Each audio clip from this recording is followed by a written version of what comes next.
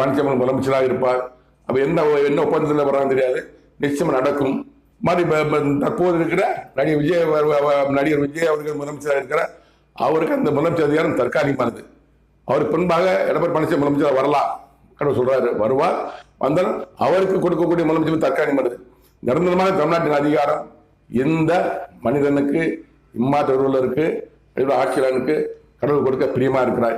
எப்போது நடக்கும் என்பது தெரியாது, பொறுத்து பார்க்கலாம். தமிழக அரசியலில் அதிமுக பொதுச் செயலராக தற்போது நிர்வகிக்க வழிநடத்த தகுதியுள்ளவர் எடப்பாடி பழனிசாமி தான் என்று என் தேவாக்கத்தை கூறியிருக்கிறார். அதிமுக தொண்டர்களே, இதை கேட்டு அனைவரும் எடப்பாடி பழனிசாமி தலைமையின் கீழ் இருந்தால் அதிமுக கட்சி காப்பாற்றப்படும். எதற்காக நான் பேசுகிறேன்? என் தேவனாக்கத்தர் ஒரு நாட்டில் 2 கட்சிகள் இருக்கணும்னு நினைக்கிறார். அந்த கருத்தை பேசுகிறேன். அனைத்தையும் அரசியலும் அனைத்தையும் தெரிந்து கொள்ள மாமனித மாற்ற பாருங்கள், பார்த்து தெரிந்து கொள்ளுங்கள். நன்றி.